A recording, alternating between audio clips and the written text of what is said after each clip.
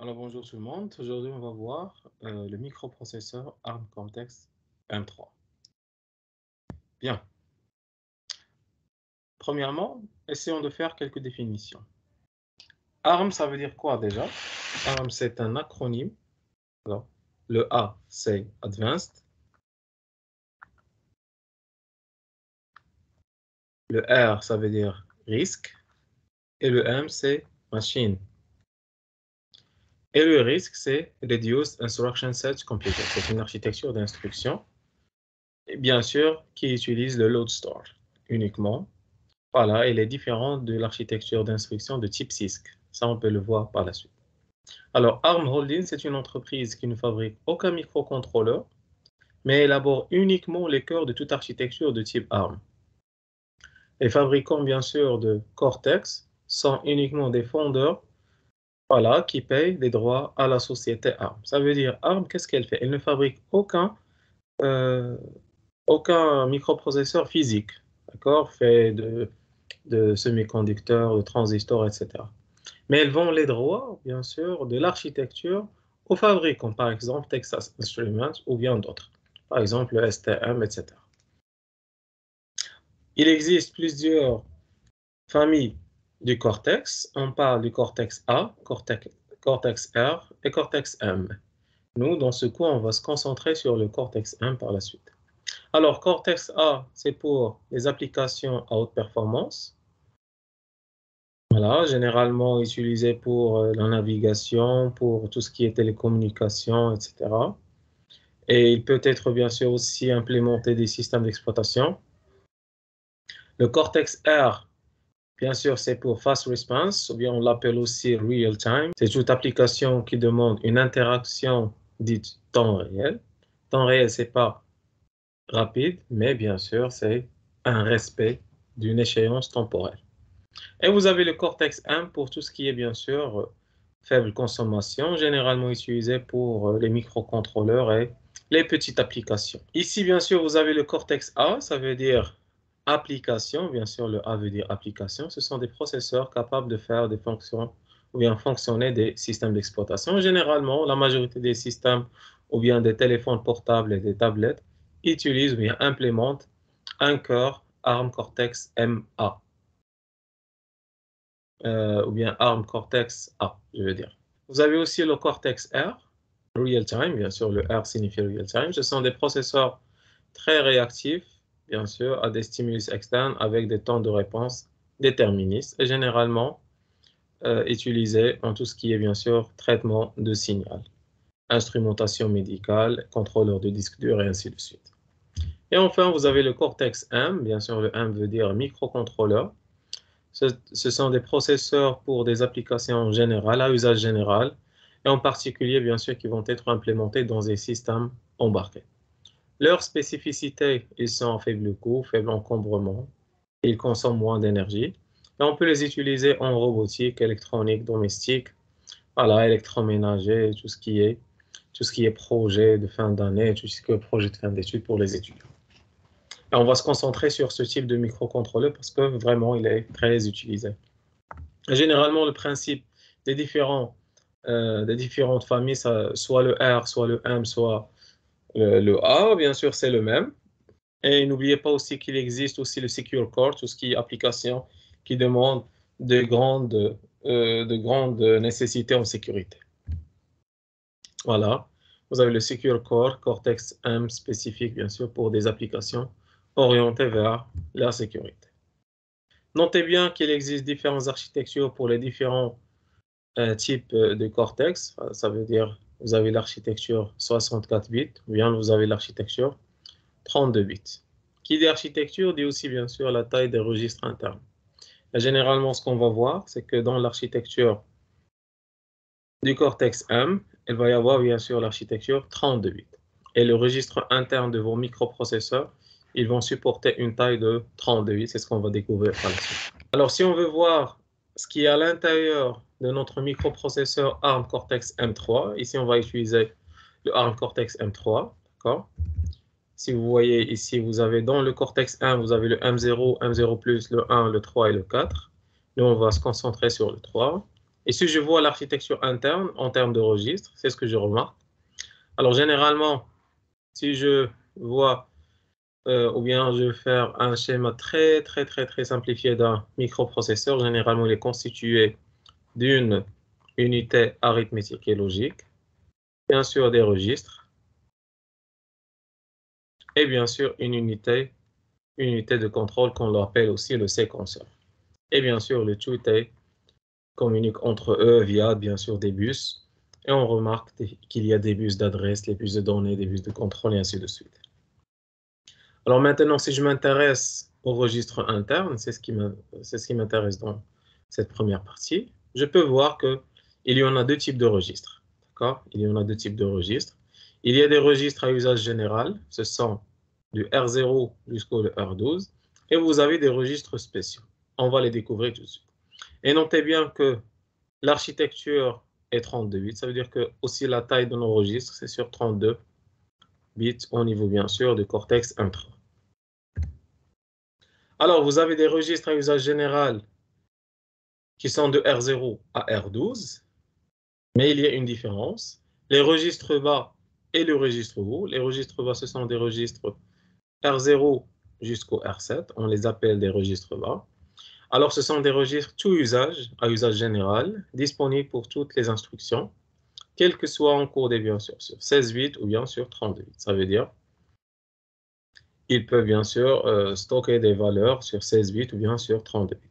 Les registres bien sûr roux sont aussi des registres à tout usage, ça veut dire du R8 jusqu'au R12. Alors ça, ce sont des registres là, ça, ce sont des registres roux. D'accord? Mais bien sûr disponibles uniquement pour des instructions sur 32 bits. Alors ça, c'est uniquement 32 bits.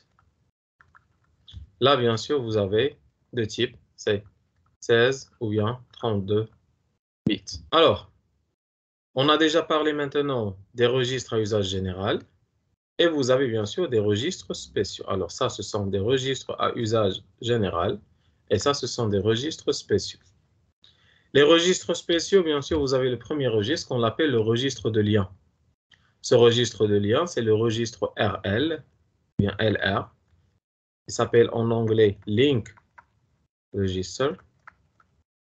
Voilà, registre de lien est automatiquement mis à jour lors d'un appel de fonction. Ça veut dire si vous faites un appel de fonction ou bien des sous-fonctions, il va s'activer et il va contenir l'adresse de retour de la fonction, voilà, pour que le programme peut terminer le code.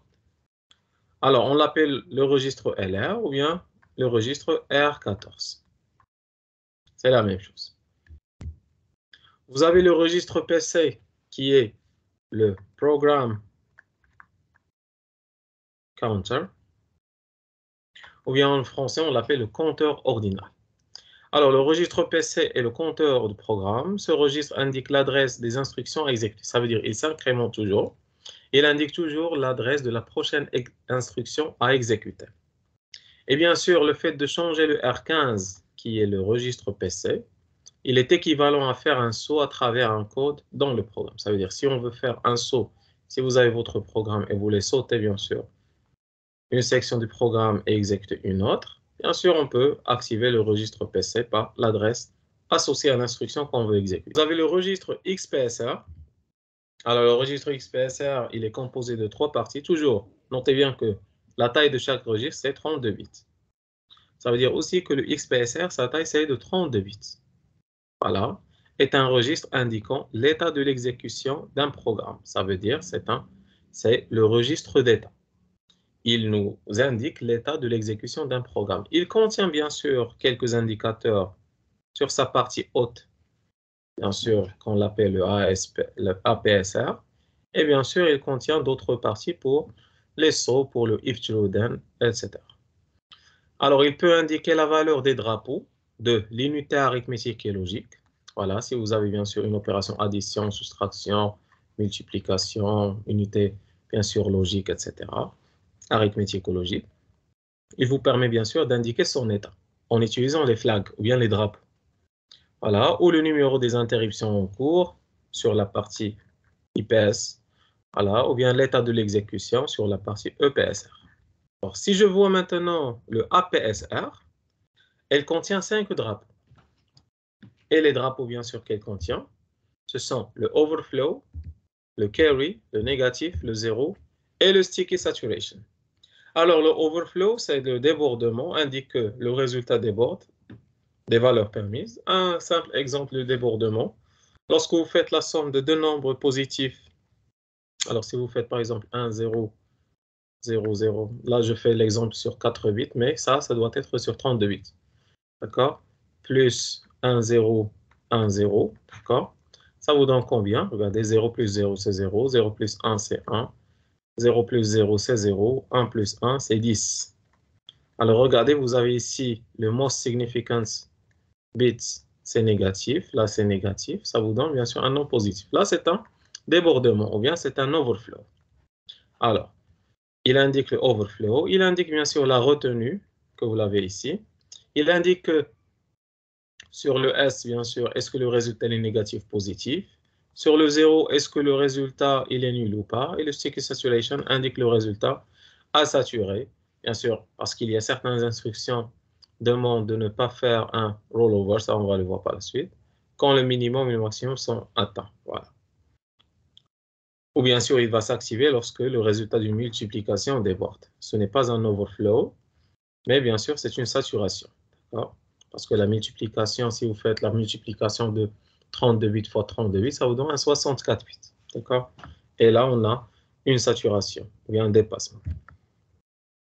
Bien. Alors, le registre, ça c'est le registre XPSR. Là, c'est la partie APSR. Regardez, elle contient les flags. Ça, c'est négatif. Ça, c'est le 0. Ça, c'est le carry. Ça, c'est le overflow. Et ça, c'est le sticky saturation. Voilà. Vous l'avez ici, bien sûr, bien indiqué, bien expliqué. Et bien sûr, les indicateurs ou bien les flags commencent du bit 27 jusqu'au bit 31. Et les autres, bien sûr, il est réservé pour les interruptions et pour l'état du programme. Voilà. Alors, ce qui m'intéresse, c'est juste le APSR, c'est ce qu'on va utiliser dans les codes par la suite. Alors, à titre indicatif, le IPSR, il indique bien sûr le numéro de l'interruption qui est en cours. Voilà, ça en bref, ce que vous allez avoir. Alors, vous avez le registre XPSR. Il a bien sûr la partie APSR, il a la partie IPSR et il a la partie bien sûr EPSR. Alors les trois bien sûr vous donnent le registre PSR. Ces trois, ils vous donnent le registre PSR. La partie première, c'est le APSR. La deuxième partie, celle-là, c'est le IPSR et celle-là, c'est le EPSR. Le APSR, je rappelle, c'est pour les drapeaux. D'accord? La partie IPSR, c'est pour les interruptions. Et bien sûr, la partie EPSR, c'est pour l'état de programme comme il est. Et il nous reste à la fin le registre SP. Le SP, son abréviation, c'est Stack Pointer. Ou bien c'est le pointeur de pile. C'est le pointeur de pile. Voilà. Vous avez par exemple, la pile, c'est une mémoire de type first in, last out. Ça veut dire la première qui entre, c'est la dernière qui sort. Ça, c'est la première, ça, c'est la deuxième, ça, c'est la troisième. Et toujours le SP indique, bien sûr, l'adresse de la donnée qui est à la tête de la pile. Alors ça, c'est la mémoire de la pile. Il suffit, bien sûr, elle vient du terme empiler, d'accord? Ou bien le stack. C'est comme si vous faites une chose au-dessus d'une autre.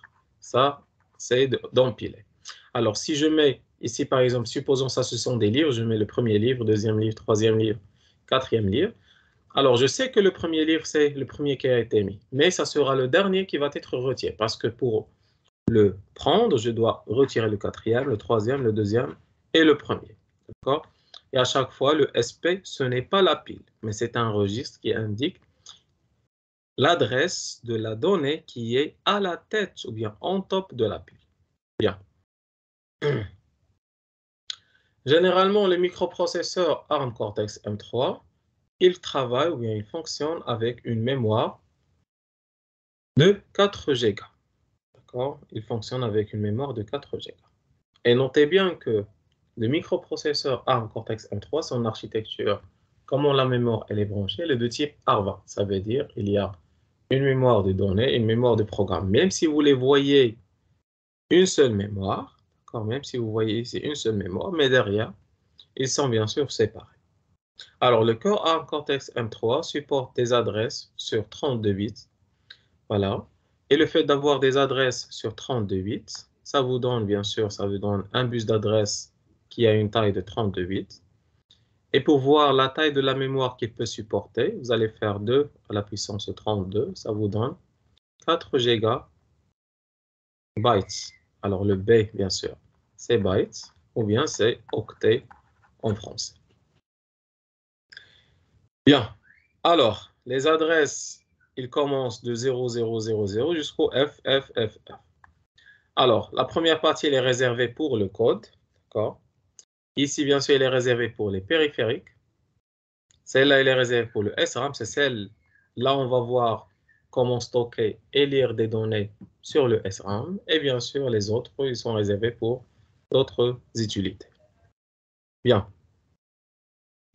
Et par défaut, notez bien qu'un mot mémoire, il est sur 8 bits. Ça veut dire chaque case mémoire. Alors, ça veut dire, par exemple, ça, c'est une adresse mémoire qui est associée à une case mémoire. Chaque case mémoire peut supporter, bien sûr, 8 bits. Là, vous avez 4 milliards d'adresses. Et 4 milliards d'adresses fois 8 bits, ou bien fois 1 byte, qui est le 8 bits, qui est un octet. Ça veut dire 4 milliards octets, qui est le 4 giga octet, ou bien 4 gigabytes. Voilà. Dans le microprocesseur ARM Cortex M3, il y en a bien sûr deux jeux d'instructions qui sont supportés. Vous avez les instructions, ils ont tous 32 bits, sauf si le jeu d'instructions, bien sûr, il est thumb, il est actif. Et les instructions du mode thumb ont bien sûr 16 bits pour économiser de la mémoire du besoin. Alors, je vais vous parler de ça tout de suite.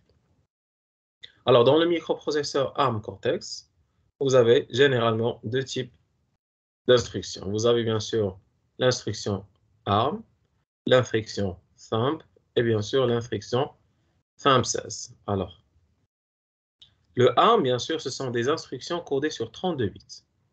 D'accord? Maintenant, par exemple, si vous utilisez votre téléphone et par exemple, vous utilisez votre téléphone juste pour visualiser Facebook ou bien YouTube, etc. Bien sûr, le téléphone portable n'a pas besoin d'utiliser des instructions de très grande taille, parce qu'il n'a pas besoin de faire trop de calculs, parce que vous ne faites pas grand chose là-dessus. Ce qui fait, il peut utiliser bien sûr les instructions de type thumb. Ce sont des instructions de type 16 bits. Et il va bien sûr fonctionner d'une manière très allégée, ainsi il va économiser au niveau de la mémoire. Mais maintenant, par exemple, si vous basculez pour jouer des jeux vidéo, maintenant il va utiliser des instructions de type ARM, et bien sûr qui nécessitent une grande énergie, bien sûr, parce qu'ils peuvent faire trop de calculs là-dessus.